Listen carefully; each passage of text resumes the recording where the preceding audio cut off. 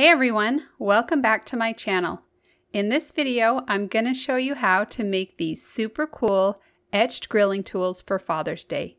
These tools are original and unique and make a great personalized gift. This is a fun and easy project to make with your Cricut, and I'm excited to show you how to do it.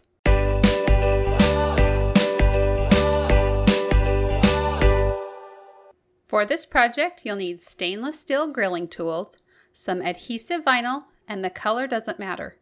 You'll also need transfer tape, a weeding tool and scraper, acetone, ferric chloride solution, safety gear like gloves, a mask, and safety glasses, cotton balls, a bowl, some baking soda, your Cricut, a cutting mat, and the cut file.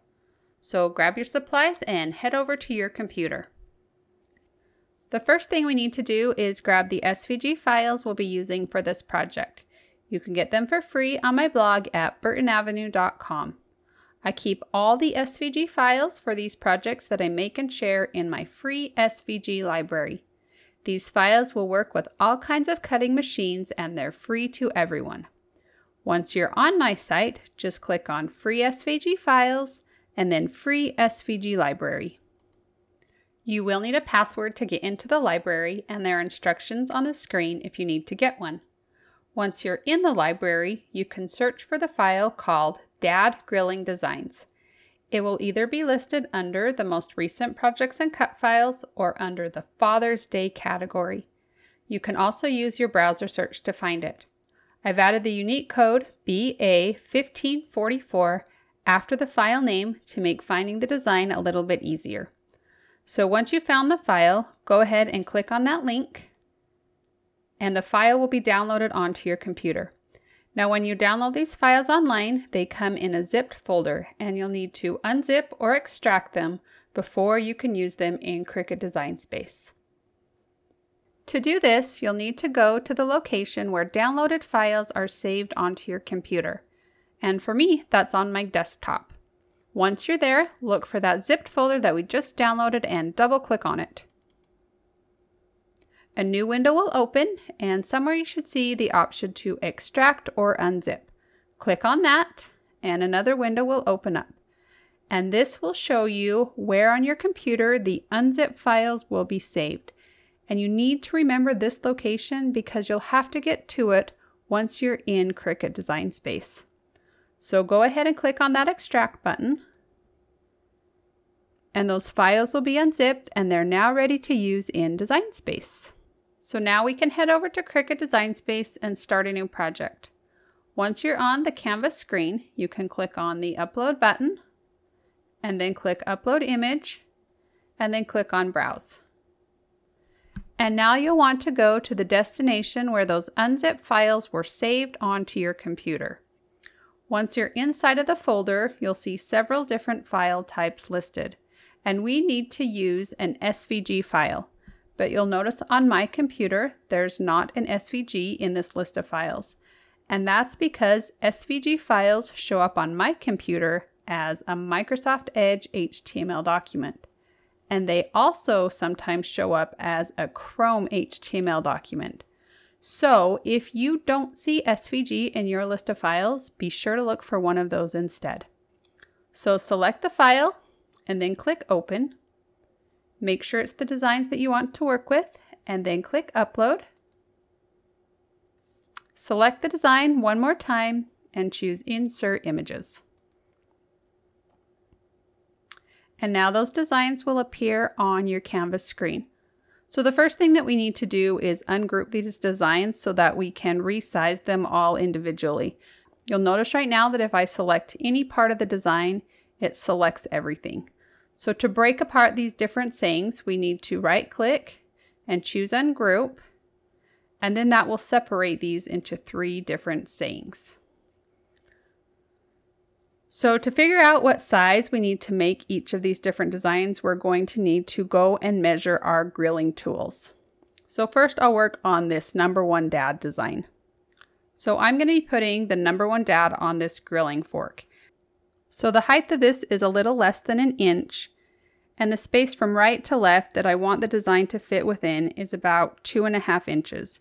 So I need to make sure that my phrase is less than both of those dimensions. So I'll go back over to Design Space and select that design, and I'm going to change the height to a little less than 3/4 of an inch.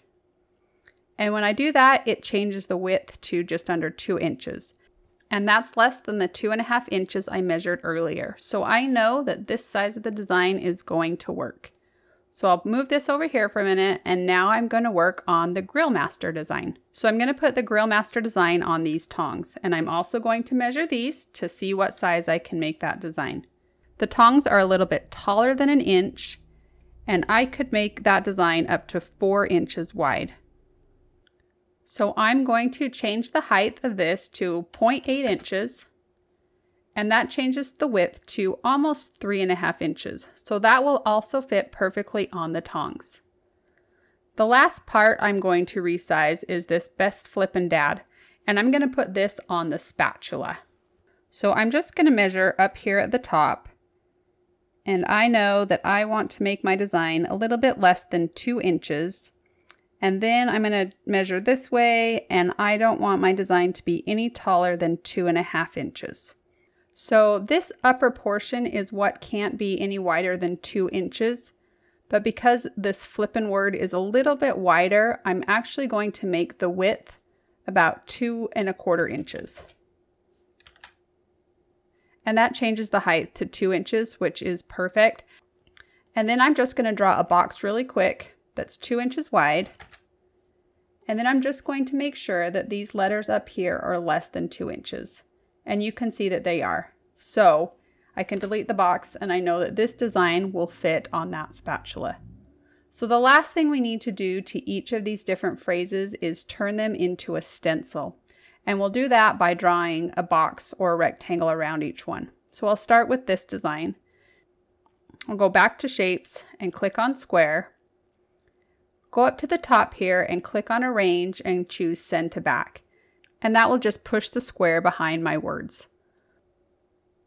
So I'm just going to make it a little bit bigger. And then I'm going to select both the square and the phrase and choose Align and click on Center. And then right click and choose Attach. And that locks all of those different pieces together. And then I'm going to do the same thing with these two phrases.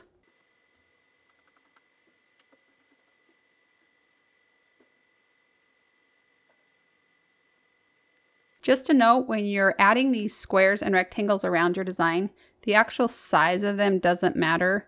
You just want to create a nice barrier around the design so that etching solution doesn't get onto unwanted portions of your grilling tools. And that's all that we need to do on this canvas screen. So the next thing we're going to do is click on the green Make It button. And this next screen will show us what our designs will look like on our cutting mat. And I'm just going to select these designs and scoot them over just a little bit so I have more space to cut in between them. When everything looks good, you can click on the green Continue button. Once Design Space finds your Cricut, you'll be taken to this screen. Make sure that the dial is set to vinyl, and then you can go load your cutting mat. So place a piece of vinyl on your cutting mat and smooth it out so there aren't any wrinkles or bubbles. Then load it into your Cricut by pressing the up and down arrow button. When your Cricut is ready to cut, you'll see the C button light up. Press that and the machine will begin cutting. When everything is finished cutting, press the up and down arrow button again to unload your mat. Remove the vinyl from your cutting mat and trim away any unused portion of the vinyl. Weed away the excess vinyl from around the design. Since this is a stencil, we'll be pulling out the letters from inside of those rectangles. You can use a weeding tool to help you with this step. Next, grab a piece of transfer tape and place it sticky side up on your work surface. Then place the vinyl on top of that and smooth it down. Rub over the design firmly with your scraper tool and then trim off the excess transfer tape and vinyl backing. Then trim apart your different sayings. Clean the surface of your grilling tools with acetone. This will provide a clean surface for the etching chemicals. Try not to touch the surface with your fingers after cleaning. The oil from your fingers can mess up this process. Now grab one of your designs and fold it around the grilling tool. You should be able to see the edges of the tool through the vinyl. Use those edges to help make sure the design is straight and centered. Once it looks good, make crease marks in your vinyl. Now you can remove the vinyl backing. Apply the vinyl to the tool using those crease marks to make sure the design is straight and centered. Rub over the vinyl with your fingers or a scraper and then carefully pull off the transfer tape. Repeat these steps with your other grilling tools. Now we are ready to etch. Since we are using this ferric chloride, there are some safety precautions you should take before getting started with the etching. First, you should do it outside or in a well-ventilated area. You'll also want to wear a mask, safety glasses, and gloves. And just be sure to work as safe as possible. Now grab a cotton ball and pour a little of the ferric chloride on it. Don't get too much on the cotton ball, just enough that you can dab it onto your surface. Pat the ferric acid onto the design until it's totally covered. Once you've done the first coat, place your cotton ball in the bowl and sprinkle some baking soda over the top to neutralize the acid. Wait a few minutes and then grab a new cotton ball and do it all again. You'll want to repeat these steps several times over the course of about 10 or 15 minutes. Once you've finished, add the last cotton ball to the bowl and sprinkle some baking soda over the top of it. You'll also need to neutralize the metal pieces. Sprinkle some baking soda over the designs and rub it in a little bit. Now you can pull off the vinyl stencils. There will probably be lots of small pieces of vinyl that don't come off. Since you're still wearing gloves, they'll be a little bit tricky to pull off, so leave them on for just a bit. Next, you'll want to wash the metal really well with some soap and water and then pat the tools dry with the paper towel.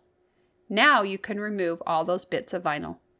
If you use a weeding tool, be super careful not to scratch the metal. I found it was just as easy to use my fingernails to scrape off the vinyl. Wipe off any fingerprints, and that's all there is to it. I think they turned out so cool. Just a little disclaimer though, this is my first experience with etching metal, so I don't know how it affects rusting. Just to be safe, I would make sure to thoroughly wash and dry these grilling tools after each use.